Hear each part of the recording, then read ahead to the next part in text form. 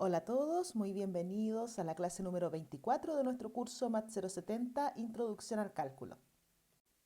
En la clase de hoy continuaremos con el cálculo de límites.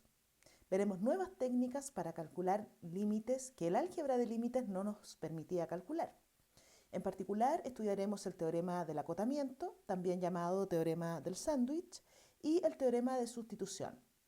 Partamos por comentar por qué es necesario conocer estos nuevos teoremas para el cálculo de límites. Las técnicas algebraicas vistas anteriormente para el cálculo del límite son útiles, pero en un límite como el siguiente, el límite de x por seno de 1 partido en x cuando x tiende a 0, no es sensible a las técnicas anteriores.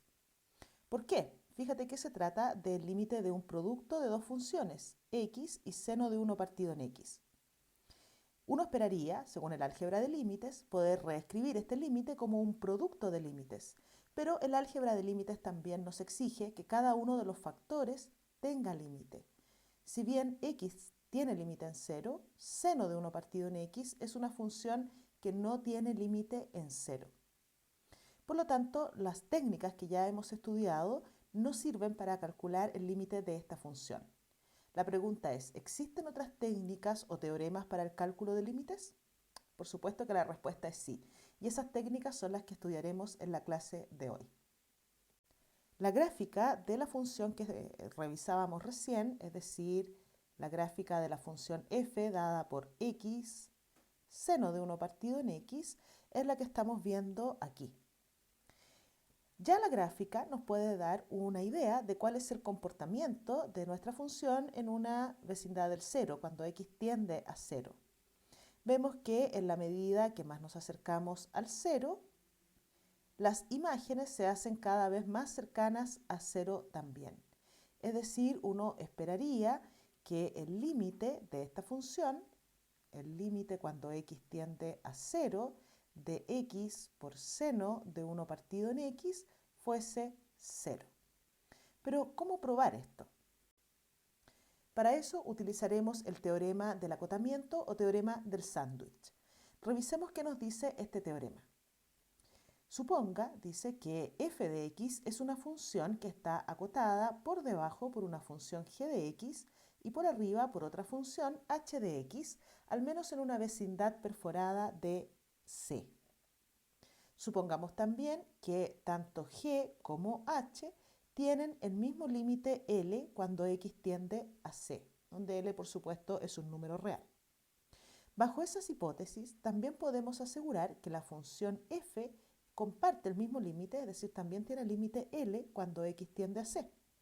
Esta situación la podemos apreciar en esta figura, ¿no? Aquí tenemos la interpretación geométrica del teorema del sándwich.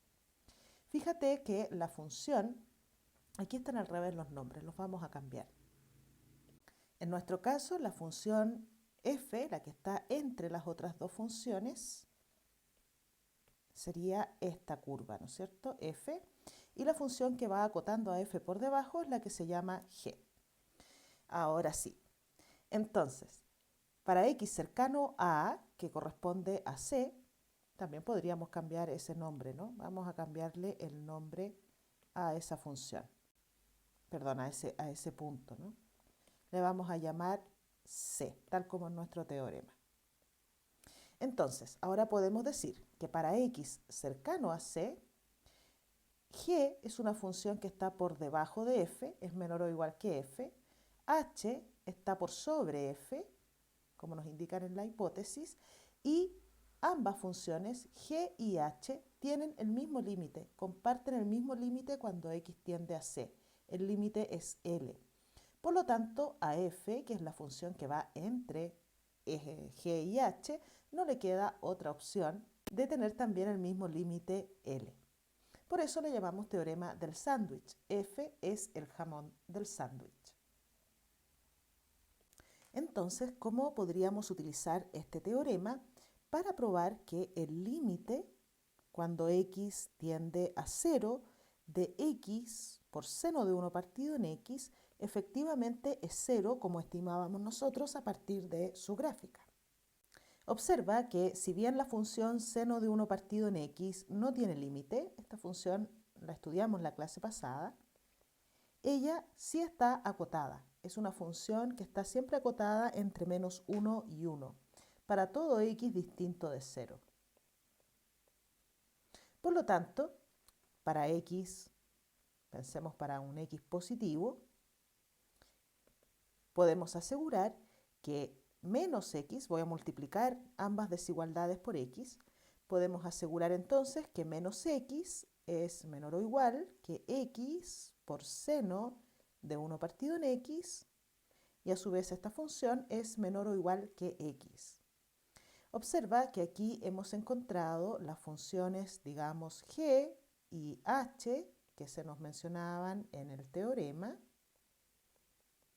y ambas funciones acotan a la función cuyo límite nos interesa calcular, y además ellas comparten el mismo límite en 0. Si x tiende a 0 por la derecha, ¿por qué por la derecha? Porque lo que tengo aquí es válido solo para x positivo. Si x tiende a 0 por la derecha, menos x tiende a 0, al igual que x. Por lo tanto, por el teorema del sándwich, no hay otra opción para x seno de 1 partido en x. Si x tiende a 0 por la derecha, esta función está tendiendo a 0. Por lo tanto, vamos a decir que por el teorema del sándwich o del acotamiento, el límite cuando x tiende a 0 por la derecha de x por seno de 1 partido en x es 0. Eso no nos alcanza para concluir que el límite efectivamente existe y es 0. También necesitamos el límite lateral izquierdo. Pero podemos proceder de la misma manera. Sabemos que seno de 1 partido en x está entre menos 1 y 1 para cualquier x distinto de 0. Consideremos ahora x menor que 0. Para x menor que 0, si multiplicamos x en ambas desigualdades, obtendremos menos x mayor o igual que que x por seno de 1 partido en x. Y esto a su vez será mayor o igual que x. De nuevo, descubrimos aquí las funciones, ¿cierto?, g y h, que acotan a nuestra función y que por la izquierda del 0, ambas comparten el mismo límite. Ambas tienden a 0. Por lo tanto, nuestra función también tiene límite 0 por la izquierda del 0. Podemos decir también que por el teorema del sándwich,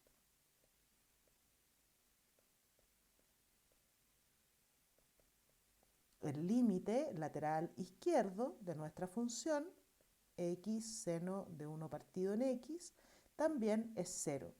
Por lo tanto, de la primera parte, sabiendo que el límite lateral derecho es 0, y ahora que hemos probado que el límite lateral izquierdo también es 0, podemos ver que los límites laterales son iguales y efectivamente se obtiene que el límite cuando x tiende a 0 de nuestra función existe y es igual al valor común de ambos límites laterales, es decir, 0. Nuestra intuición gráfica era correcta y la hemos comprobado gracias al teorema del sándwich. Veamos un nuevo ejemplo. Supongamos que esta desigualdad, que dice que x seno de x dividido en 2 menos 2 coseno de x es menor que 1 y mayor que 1 menos x cuadrado sextos, es válida para una vecindad perforada de 0, es decir, que es válida para todo x en una vecindad del 0. Bajo esas hipótesis se nos pide calcular el límite cuando x tiende a 0 de x seno de x dividido en 2 menos 2 coseno de x. Lo primero que debemos hacer cuando nos enfrentamos a un límite, cualquiera sea, es examinar qué forma tiene el límite. Observa que si x tiende a 0, el numerador tenderá a 0 porque tanto x como seno de x tienden a 0 en 0. El denominador es 2 menos 2 coseno de x. Si x tiende a 0, el coseno de x tenderá a 1. Por lo tanto, el denominador tiende a 2 menos 2. Se trata, este límite, de una forma indeterminada del tipo 0 partido en 0. Ya aprendimos en la clase anterior que cuando nos encontramos con un límite de esta forma, 0 partido en 0, no podemos saber a priori siquiera si el límite existe. Por eso se llama forma indeterminada, porque no podemos determinar siquiera si el límite existe. Entonces, ¿cómo enfrentaremos el cálculo de este límite? Aprovecharemos la desigualdad que nos dan como hipótesis, que nos dicen que se cumple para todo x en una vecindad perforada del 0. Observa que aquí tenemos dos funciones que acotan a la expresión x seno de x dividido en 2 menos 2 coseno de x, que es precisamente la expresión que tenemos en el límite. Estas funciones hacen las veces de las funciones g y h que se mencionan en el teorema del sándwich. Ambas funciones acotan una por arriba y otra por debajo a nuestra función y vemos que el límite cuando x tiende a 0 de la función g, es decir, de 1 menos x al cuadrado sextos, cuando x tiende a 0 es 1. Y también el límite cuando x tiende a 0 de la función h de x, que es una función constante, es constante igual a 1, y por lo tanto su límite en 0 también es 1. Es decir, tenemos dos funciones que acotan a nuestra función que comparten el mismo límite. Por lo tanto, vamos a decir que por el teorema del sándwich,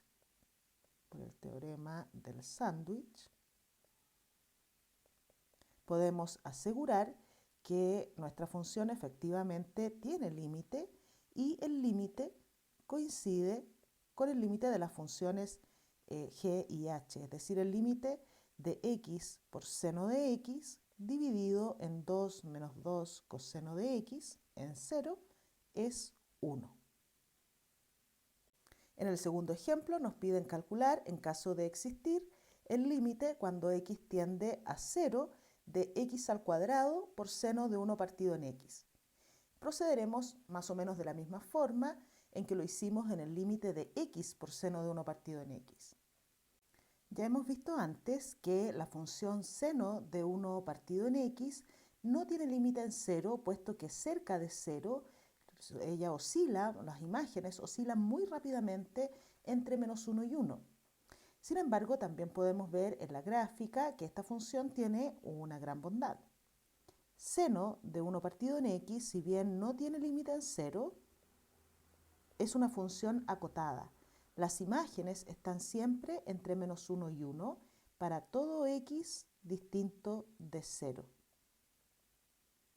Por lo tanto, si ahora multiplicamos en ambas desigualdades por x al cuadrado, que es siempre mayor o igual que 0, obtendremos que menos x al cuadrado es menor o igual que x al cuadrado por seno de 1 partido en x, y a su vez nuestra función será menor o igual que x al cuadrado.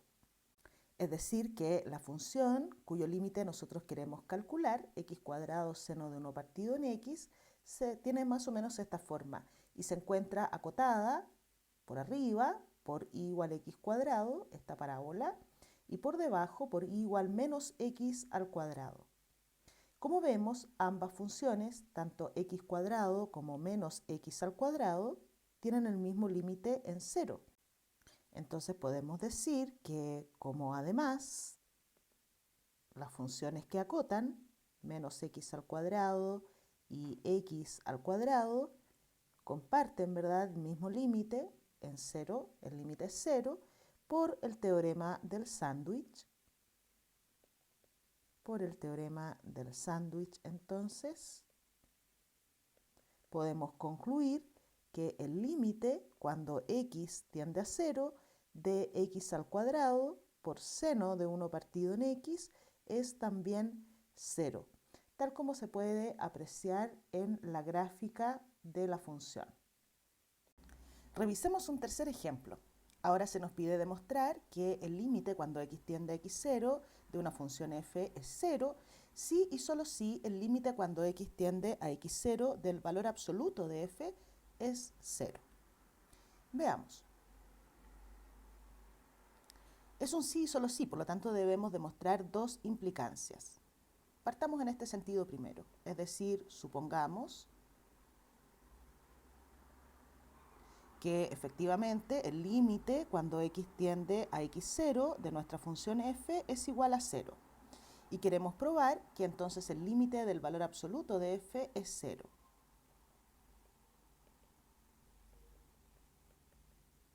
Bueno, para calcular el límite del valor absoluto de f, podemos ingresar el límite al valor absoluto. Y como el límite cuando x tiende a x0, hemos supuesto es igual a 0, obtendremos valor absoluto de 0, que es 0. Pensemos ahora en la implicancia de vuelta. Supongamos entonces,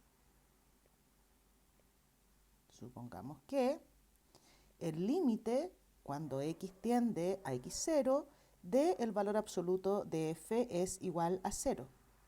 Y queremos demostrar que entonces el límite de f es 0.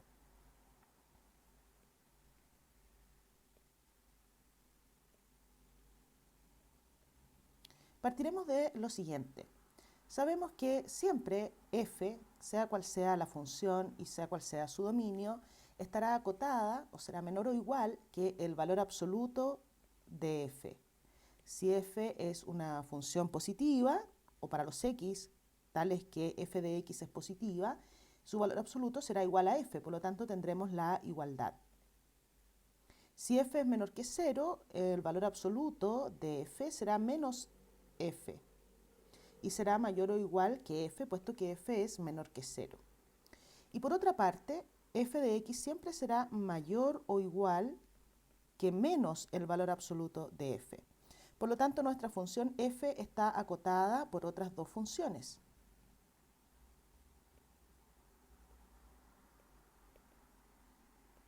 Ahora, si x tiende a x0, en la función valor absoluto de f obtendremos 0. Eso es lo que hemos supuesto. Y lo mismo pasa con el límite cuando x tiende a x0 de menos valor absoluto de f. Luego, por el teorema del sándwich,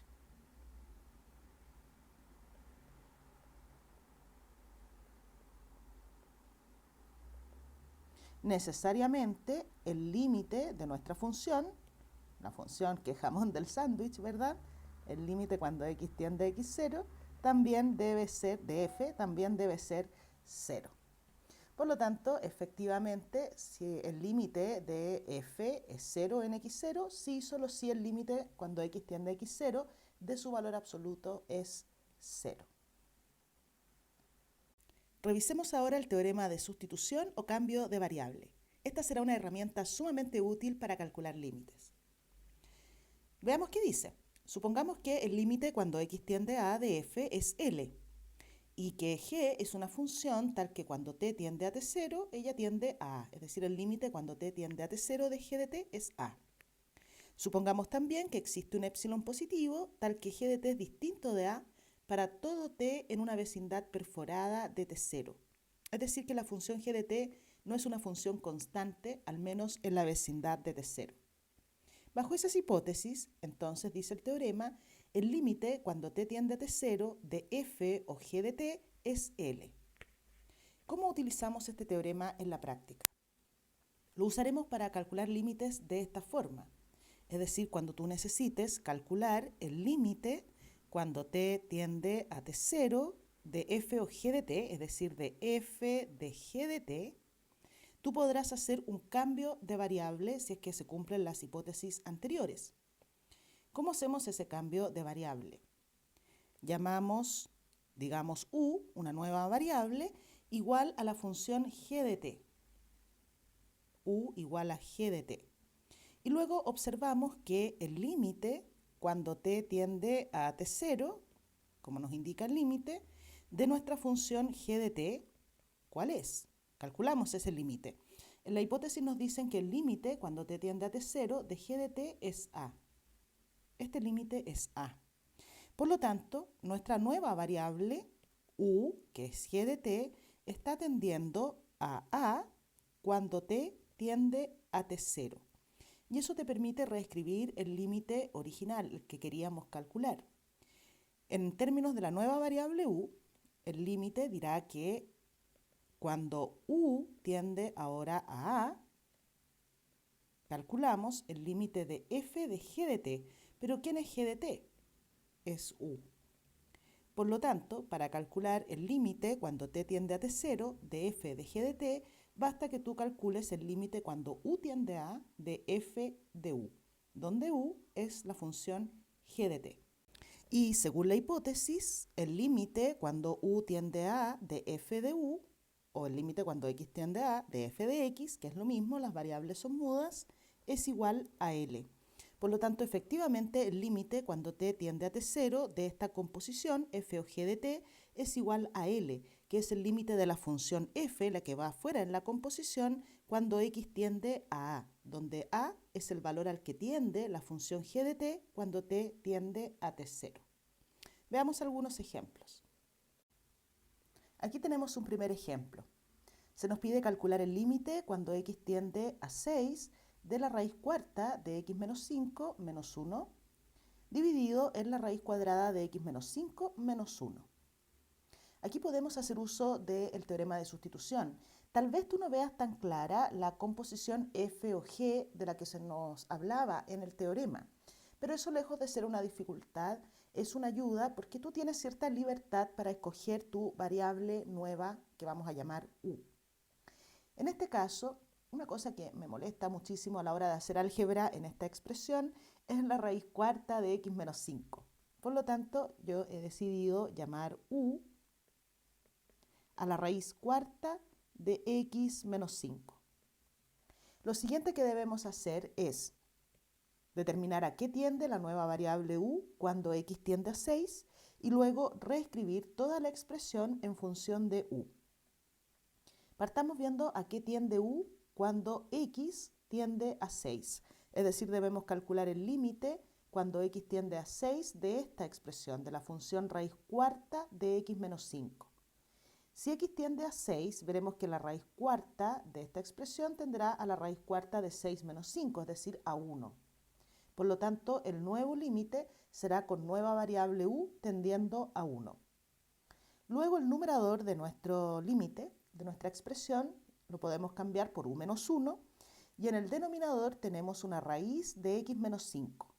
A eso también tenemos que expresarlo en función de u. Entonces para eso usamos nuestro cambio.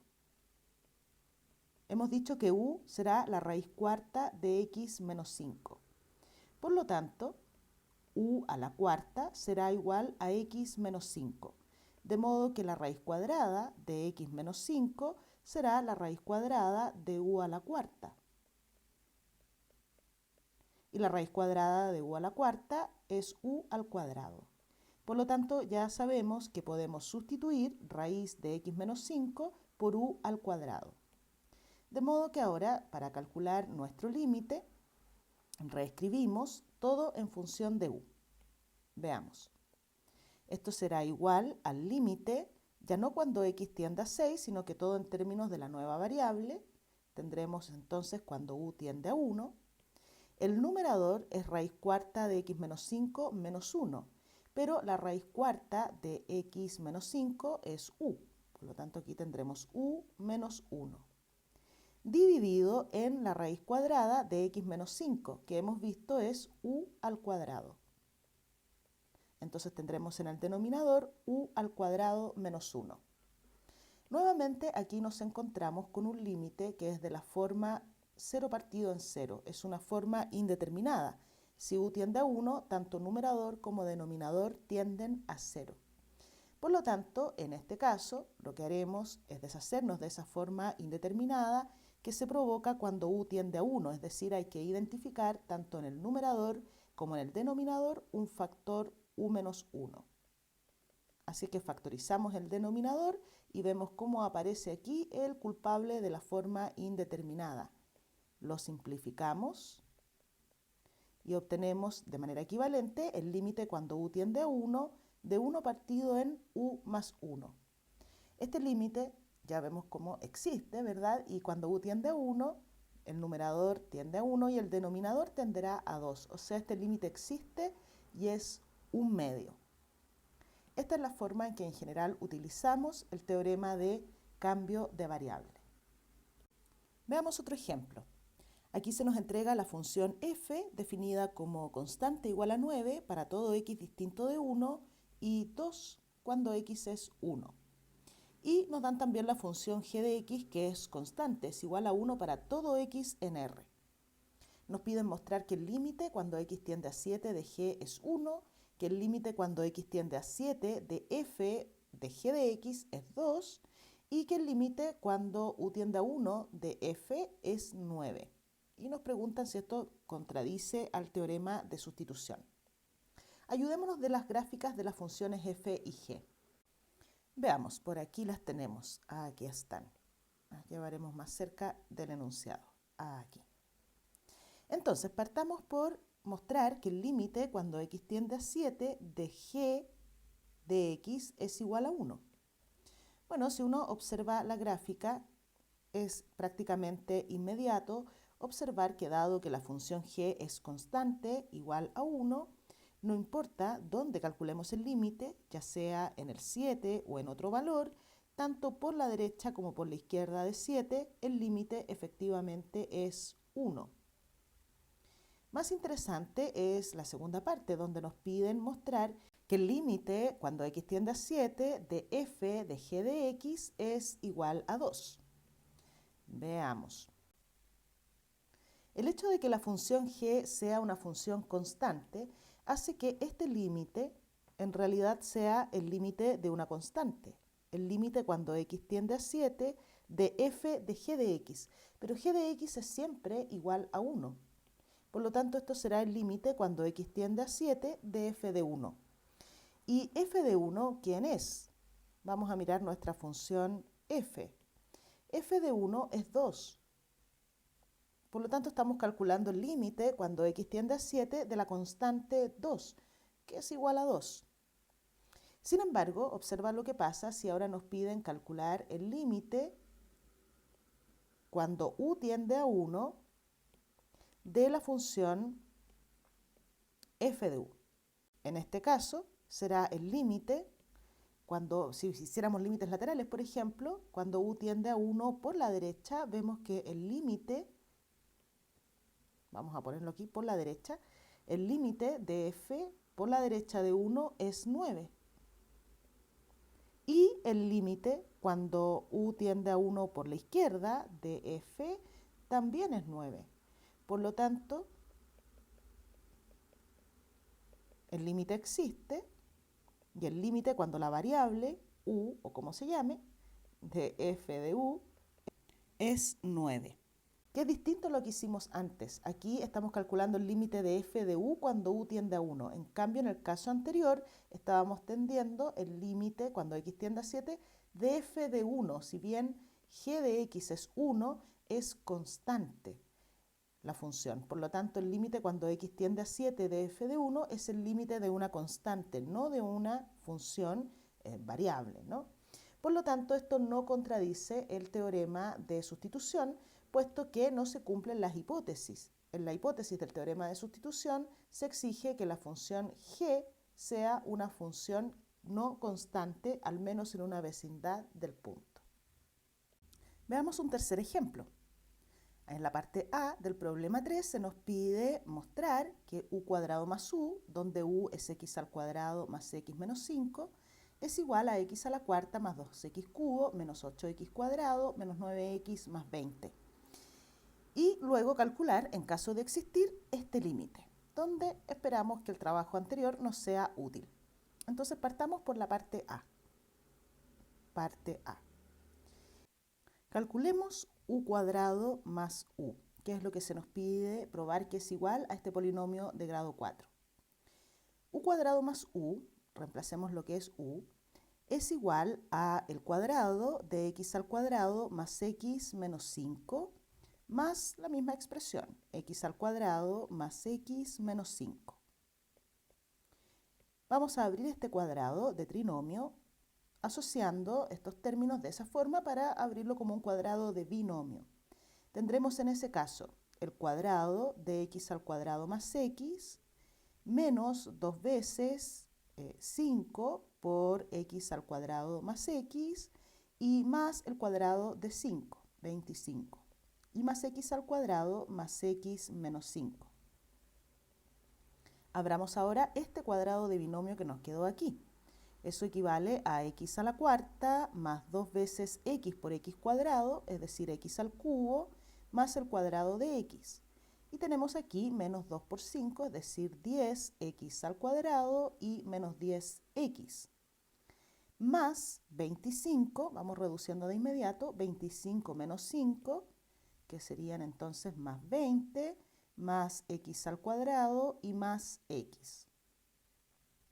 Ordenemos la expresión que obtuvimos. Tenemos x a la cuarta más 2x al cubo y veamos cuántas x al cuadrado quedaron finalmente. Tenemos x cuadrado menos 10x cuadrado, que suman menos 9x cuadrado, más x al cuadrado serían menos 8x al cuadrado. ¿Cuántas x tenemos? Menos 10x más x, es decir, menos 9x y más 20. Eso es justamente lo que se nos pedía probar. Obtuvimos exactamente lo que se nos pedía. Por lo tanto, ya está lista la parte A. Vamos a la parte B del problema, donde se nos pide calcular, en caso de existir, este límite. Aquí debiéramos hacer uso, esperamos, ¿cierto?, que sea útil lo que acabamos de demostrar en la parte A. Fíjate que la expresión que tenemos bajo esta primera raíz del numerador de nuestro límite es precisamente la expresión que equivale a u cuadrado más u, donde u era x cuadrado más x menos 5. Por lo tanto, de inmediato se me ocurre el siguiente cambio de variable. Llamemos u a la misma expresión de antes, x cuadrado más x menos 5.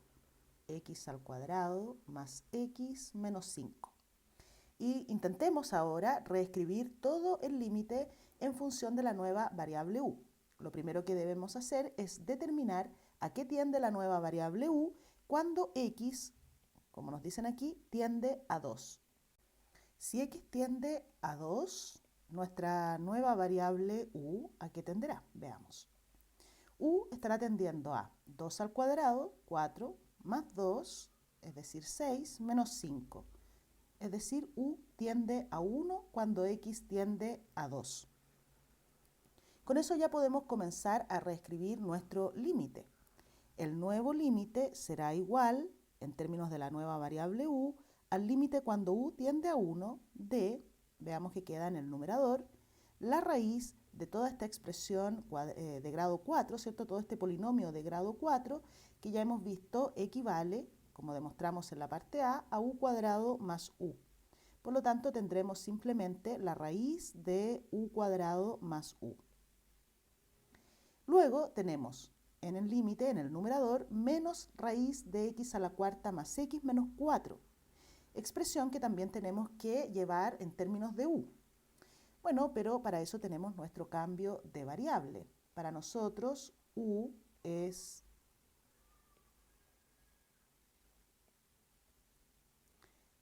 x al cuadrado más x menos 5.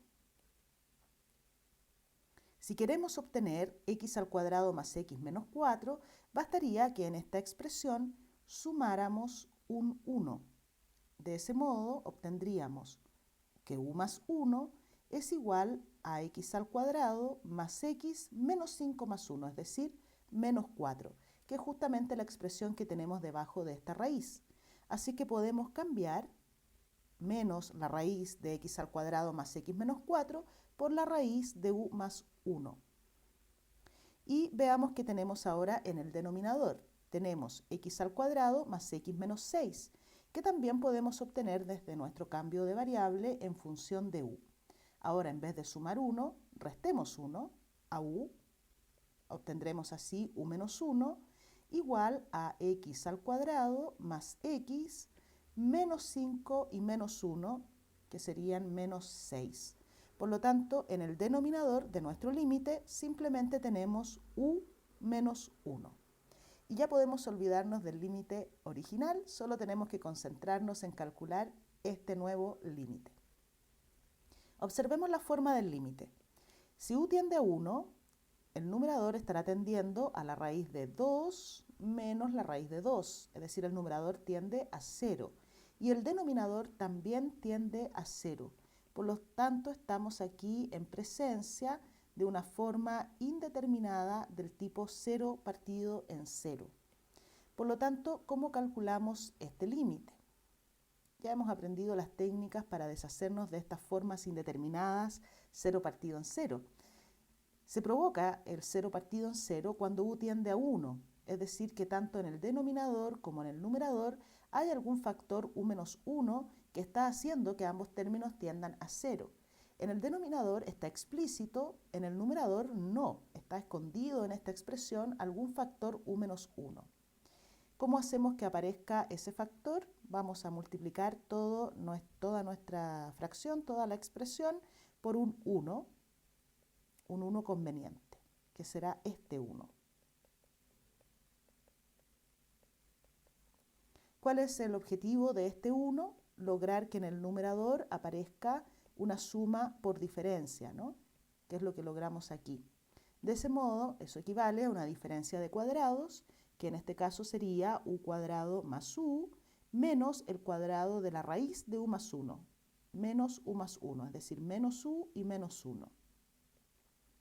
En el denominador tenemos el u menos 1 por el factor que acabamos de multiplicar, raíz de u cuadrado más u, más la raíz de u más 1.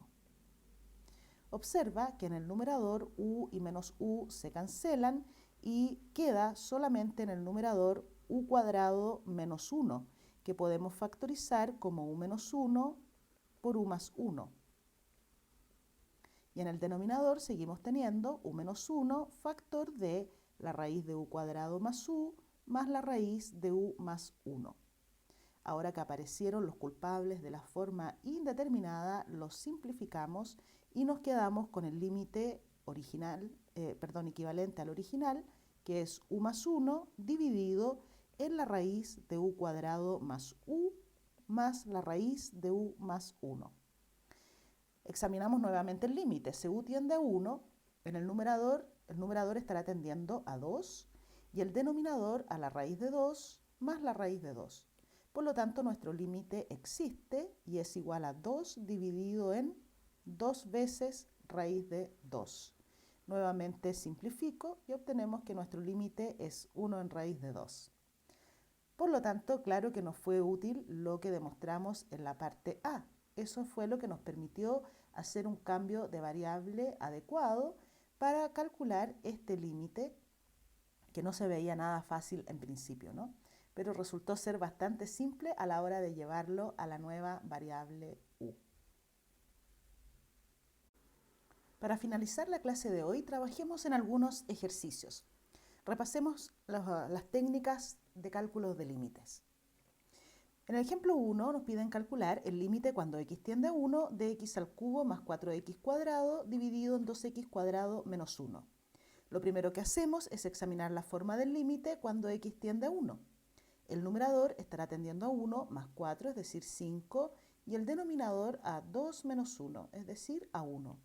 Por lo tanto, en este límite no hay forma indeterminada, solamente tenemos que decir a qué tiende el límite, y hemos visto que el límite tiende a 5.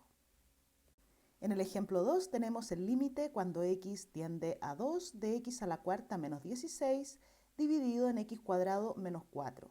Examinamos la forma del límite y vemos que cuando x tiende a 2, el numerador tiende a 16 menos 16, es decir, 0, y el denominador también está tendiendo a 0, 4 menos 4.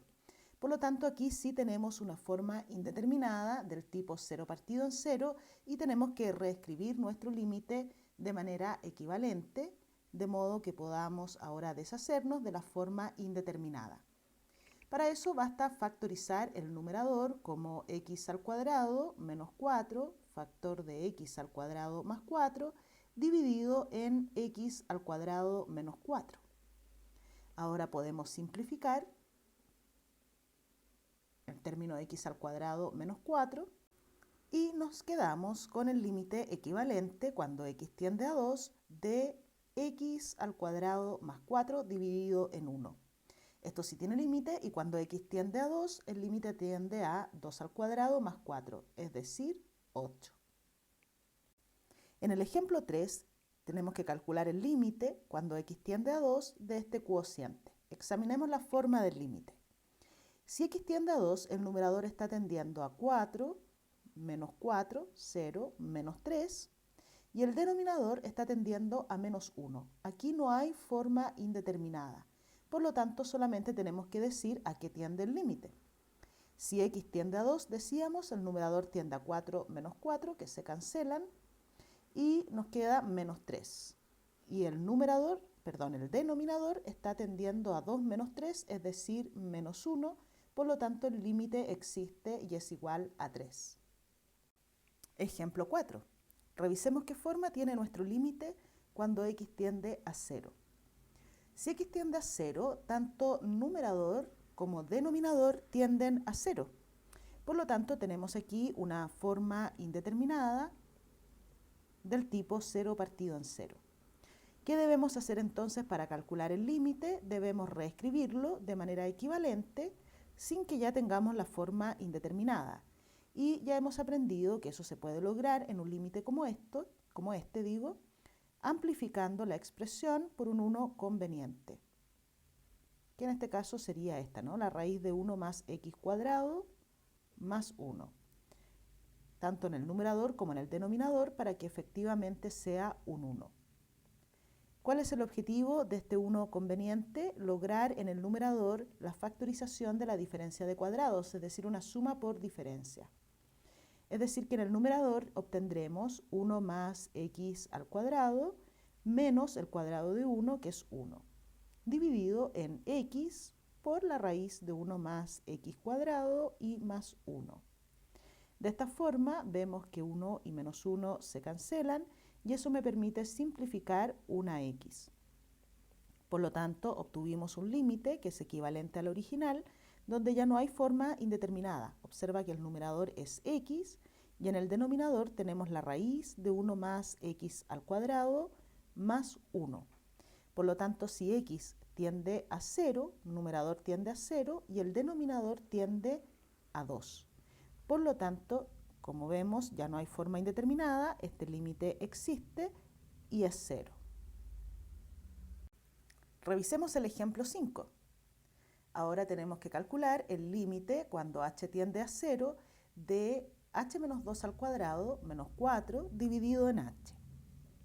Nuevamente estamos en presencia aquí de una forma indeterminada. Si h tiende a 0, tanto numerador como denominador tienden a 0. Tenemos una forma indeterminada del tipo 0 partido en 0, de modo que no sabemos si el límite existe o no. Debemos reescribirlo de manera equivalente. Y al reescribirlo debemos lograr que desaparezca la forma indeterminada. Una posibilidad es observar que en el numerador tenemos una diferencia de cuadrados. Este 4 es un 2 al cuadrado. Por lo tanto, podemos factorizar el numerador como h menos 2 menos 2, factor de h menos 2 más 2, y dividido en h. Estoy considerando aquí, ¿no es cierto?, h menos 2 como un solo término, ¿no es cierto? Es el cuadrado de h menos 2 menos el cuadrado de 2, suma por diferencia. Lo que nos permite esto es ahora, en este segundo término, eliminar los dos, ¿cierto? Se cancelan y obtenemos el límite cuando h tiende a 0, de h menos 2, es decir, h menos 4 por h dividido en h. Y ahora podemos simplificar las h's, que son las causantes de la forma indeterminada 0 partido en 0 cuando h tiende a 0, y nos quedamos con el límite cuando h tiende a 0 de h menos 4, que claramente existe y es menos 4. Otra forma de enfrentar este límite es abrir este cuadrado de binomio.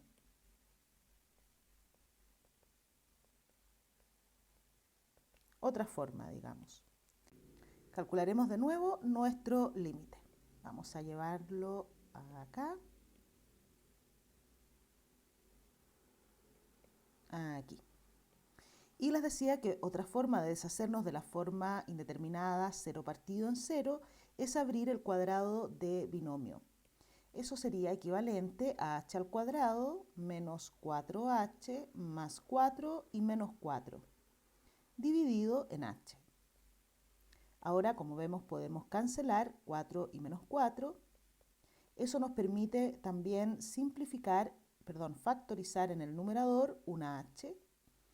De ese modo nos quedaría h factor de h menos 4 dividido en h. Y entonces ahora, simplificando, vemos que solo debemos calcular el límite cuando h tiende a 0 de h menos 4, que es igual a menos 4. Ahí tenemos dos formas, ¿cierto?, de calcular el mismo límite. Observa el ejemplo 6. Este ejemplo es interesante porque la función valor absoluto de x menos 4 que tenemos en el denominador cambia de definición justamente en el 4 donde debemos calcular el límite. Ahora, si x tiende a 4, observamos que este límite es efectivamente una forma indeterminada 0 partido en 0. Es decir, no sabemos a priori si el límite existe o no. Y también es conveniente tener en cuenta, en este caso, la definición de valor absoluto, ¿no? El valor absoluto de x menos 4 es x menos 4 si x menos 4 es mayor o igual que 0, es decir, si x es mayor o igual que 4, y será menos x menos 4 si x menos 4 es menor que 0. Y eso pasa cuando x es menor que 4. A esto me refería yo con que la función valor absoluto de x menos 4 cambia de definición justo en ese punto. Por lo tanto, yo no estoy segura aquí de que este límite exista. Lo que vamos a hacer, dado este cambio de definición, es calcular los límites laterales en nuestra función para determinar si nuestro límite existe. Partamos con el límite lateral derecho. Reescribamos nuestra expresión cuando x se encuentra a la derecha del 4. El numerador es x menos 4 y el denominador para los x que están a la derecha del 4, que es valor absoluto de x menos 4, corresponde a x menos 4 para los x mayores que 4. Por lo tanto, en este caso, sigo teniendo la forma 0 partido en 0, pero ahora puedo simplificar y lo que debo calcular es el límite cuando x tiende a 4 por la derecha de la constante 1, que es 1. Ahora, si calculamos el límite por la izquierda, veamos qué obtenemos por la izquierda del 4. Límite cuando x tiende a 4 por la izquierda de el numerador sigue siendo x menos 4, pero ahora debemos ver cómo se define valor absoluto de x menos 4 cuando x se encuentra a la izquierda de 4. En ese caso, el valor absoluto de x menos 4 es igual a menos x menos 4. Aún tenemos la forma indeterminada 0 partido en 0, pero ya pudimos simplificar los causantes de la forma indeterminada y nos quedamos con el límite de menos 1, que es una constante, por lo tanto su límite es menos 1.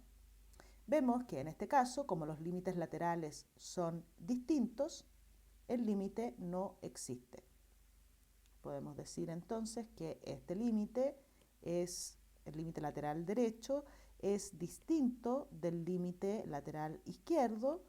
Luego, el límite cuando x tiende a 4 de x menos 4 dividido en valor absoluto de x menos 4 no existe. Y a esto nos referimos con las formas indeterminadas 0 partido en 0. Algunas de estas formas indeterminadas tienen límite, como fue el caso, por ejemplo, del límite 4. Aquí el límite existía y era 0. Aquí también había una forma 0 partido en 0, el límite existía. Pero hay otros límites de la forma 0 partido en 0 que no tienen límite, como es este ejemplo. Por lo tanto, siempre que te encuentres con una forma indeterminada, debes reescribir tu límite hasta obtener algo equivalente donde tú sí puedas determinar si el límite existe o no. Ejemplo 7. Otro ejemplo muy interesante. Este ejemplo será resuelto de dos formas. Fíjate que lo primero, ¿no es cierto? Siempre lo primero que hacemos a la hora de enfrentarnos a un límite es examinar la forma del límite. Si x tiende a 1, vemos que tanto numerador como denominador tienden a 0. Por lo tanto, estamos en presencia de una forma indeterminada del tipo 0 partido en 0. Y esta forma indeterminada se produce cuando x tiende a 1. En el numerador tenemos un factor x menos 1 y nos gustaría tener otro factor x menos 1 en el denominador, de modo de poder simplificarlos y eliminar la forma indeterminada. ¿Cómo logramos eso cuando tenemos en un límite como este una raíz cúbica? Debemos pensar lo que hicimos en el caso en que habían raíces cuadradas, ¿no? Nosotros teníamos una expresión del tipo, digamos, a menos b, y pensamos en multiplicarle un 1 para obtener una diferencia de cuadrados, ¿no es cierto? Para eso completamos la factorización de la diferencia de cuadrados. Pero ¿qué pasa si yo vuelvo a tener un factor del tipo a menos b y lo que yo quiero completar ya no es una diferencia de cuadrados, sino que quiero completar una diferencia de cubos? Lo que me haría falta multiplicar para tener a al cubo menos b al cubo es a cuadrado más a por b más b cuadrado. De esa forma obtendremos la factorización de la diferencia de cubos. Eso es lo que debemos lograr aquí. Por lo tanto, para calcular este límite, a mí me gustaría completar en el denominador una diferencia de cubos. ¿Qué debemos multiplicar o por cuánto amplificar, ¿no es cierto?, nuestro límite? ¿Cuál es el 1 conveniente aquí? De modo que en el denominador se complete la diferencia de cubos. Nosotros tenemos un factor a menos b que corresponde a la raíz cúbica de x menos 1. Por lo tanto, para completar esa diferencia de cubos, multiplicaré el factor que está aquí en azul, es decir, el primer término al cuadrado. El primer término, si quieres lo podemos escribir así también, antes de multiplicar el 1, podemos decir que esto es equivalente, si te es más fácil verlo con potencias, es equivalente al límite cuando x tiende a 1 de x menos 1 dividido en x a la 1/3 menos 1, que también puedes interpretar como 1 a la 1/3. Este x a la 1/3 y el 1 a la 1/3 son nuestro a menos b, y nosotros debemos multiplicar un 1 que tenga esta forma para completar la diferencia de cubos. Por lo tanto, el 1 que multiplicaremos será el primer término al cuadrado, es decir, el cuadrado de x a la 1/3, x a la 2/3, más el producto de ambos términos, x a la 1/3 por 1 a la 1/3, más el cuadrado del segundo término, el cuadrado de 1 a la 1/3, es decir, 1. Y lo mismo en el denominador para que sea un 1. De esa forma, en el numerador, ¿qué tendremos? Bueno, simplemente el producto entre x menos 1 y x a la 2/3 más x a la 1/3 y más 1. Y en el denominador tendremos el x a la 1/3, no lo voy a escribir, simplemente observémoslos aquí, mira. X a la 1/3 menos 1 a la 1/3 por x a la 2/3 cuadrado más x a la 1/3 más 1. Es exactamente este producto para a igual a x a la 1/3 y b igual a 1 a la 1/3.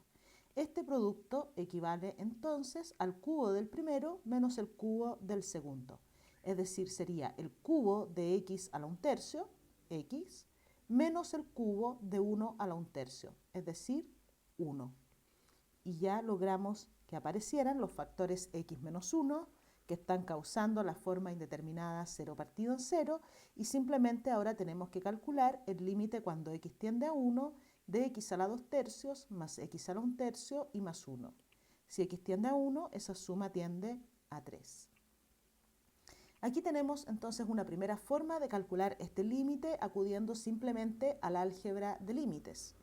Pero les decía que no es la única forma. También podemos acudir a lo que acabamos de aprender hoy, que es el cambio de variable. Entonces, otra forma. Vamos a decir que esta otra forma es mediante cambio de variable.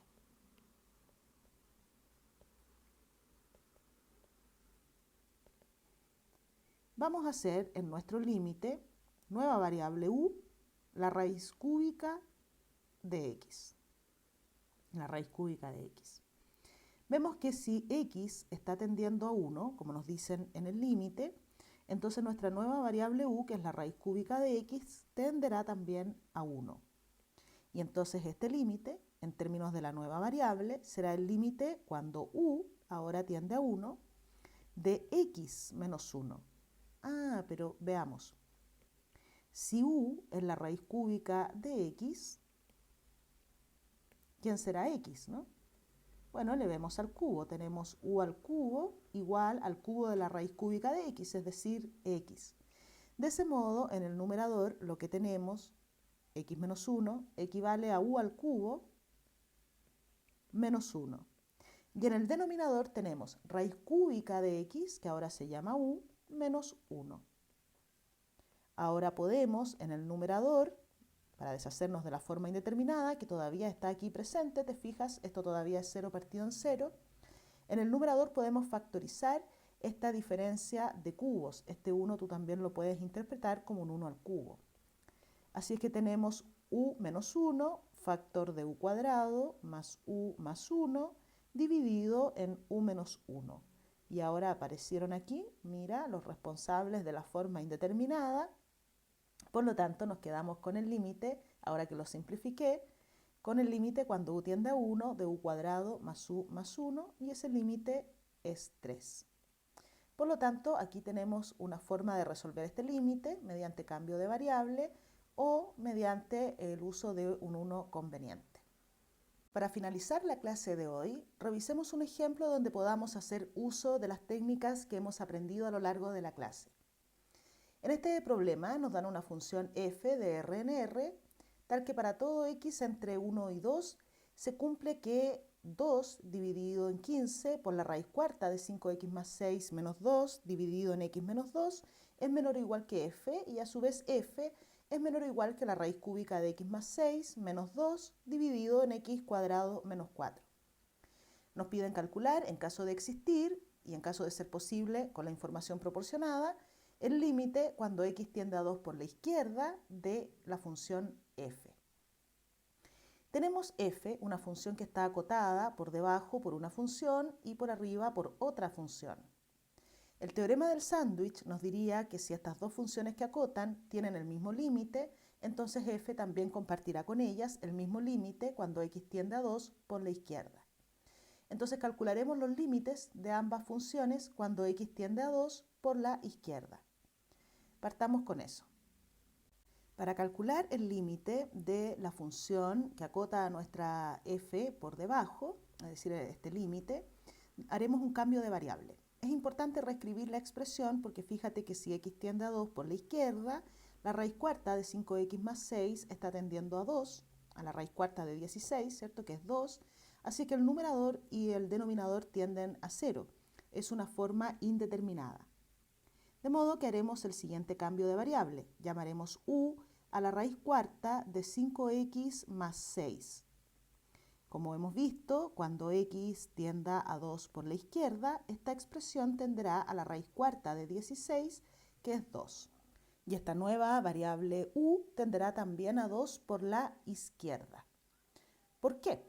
Observemos la gráfica de nuestra función u de x. U igual a la raíz cuarta de 5x más 6.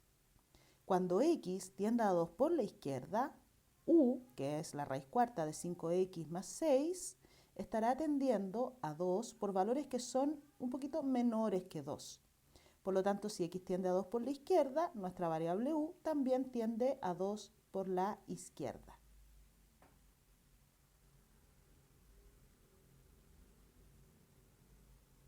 Entonces, ahora estamos en condiciones de comenzar a reescribir nuestro límite en términos de la nueva variable u.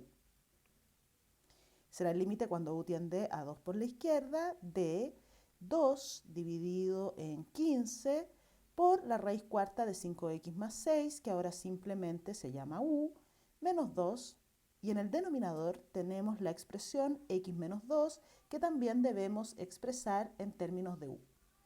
Así es que tomemos nuestro cambio de variable, u igual a la raíz cuarta de 5x más 6, y despejemos de aquí x, o en lo posible x menos 2. Elevando a la cuarta, obtenemos que u a la cuarta es 5x más 6, de modo que u a la cuarta menos 6 es igual a 5x, y dividiendo de inmediato por 5, obtenemos que x es u a la cuarta quintos menos 6 quintos. Como nos interesa x menos 2, quitemos 2 de inmediato en esta expresión y obtendremos u a la cuarta quintos menos 6 quintos menos 2, que escribimos de inmediato como 10 quintos, igual a x menos 2. Ordenemos un poquito esta expresión antes de sustituir. Esto es u a la cuarta quintos menos 6 quintos menos 10 quintos, es decir, menos 16 quintos. Entonces tenemos u a la cuarta menos 16 dividido 5 igual a x menos 2. Podemos sustituir esto ahora de mejor manera en nuestro límite. Reescribimos x menos 2 como u a la cuarta menos 16 dividido en 5.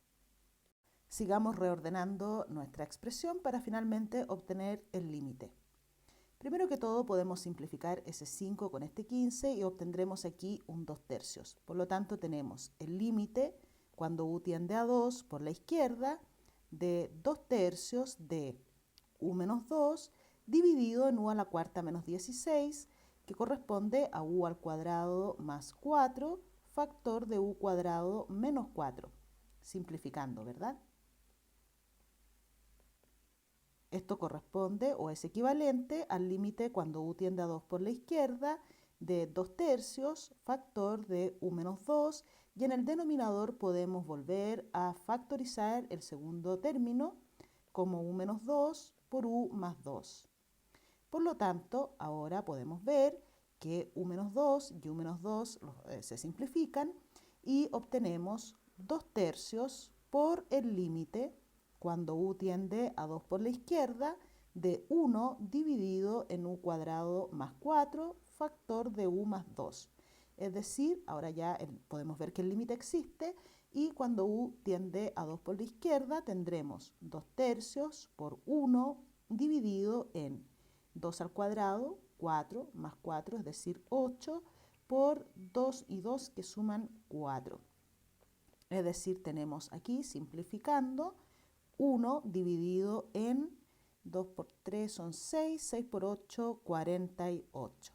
Ya tenemos calculado el límite de la función que acota a la función f por debajo.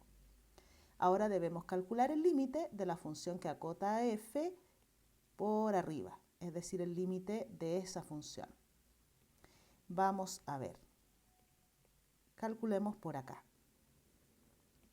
Necesitamos entonces el límite cuando x tiende a 2 por la izquierda de esta función. Cuando x tiende a 2, observemos el numerador. Esto tiende a la raíz cúbica de 8, que es 2, menos 2 tiende a 0, y el denominador también tiende a 0. Así es que tenemos en este caso también una forma indeterminada del tipo 0 partido en 0. Como esta forma indeterminada, 0 partido en 0, se produce cuando x tiende a 2 por la izquierda, seguro los responsables de ella son factores del tipo x menos 2, uno o más en el numerador, y uno o más factores del mismo tipo x menos 2 en el denominador. En el denominador es claro que está escondido en la factorización del x cuadrado menos 4, pero en el numerador no está tan claro. Entonces debemos reescribir nuestro límite de modo que aparezcan estos responsables de la forma indeterminada y que los podamos simplificar, que podamos deshacernos de ellos. Observa que el numerador es x más 6 a la 1/3, es decir, la raíz cúbica de x más 6, menos 2, que no es otra cosa que 8 a la 1/3, o la raíz cúbica de 8. Y en el denominador factorizaremos de inmediato el x cuadrado menos 4 como x menos 2 por x más 2. ¿Por qué reescribo el numerador? Para que tú veas más fácil. ¿Por qué voy a multiplicar el siguiente 1? Quiero completar aquí una diferencia de cubos.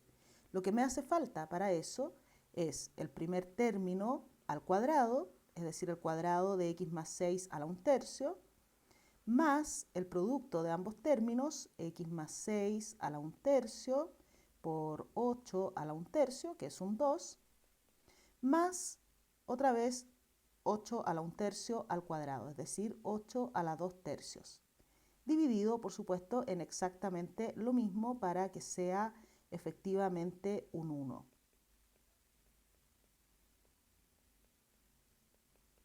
Entonces, ¿qué obtendremos en el numerador al multiplicar este 1?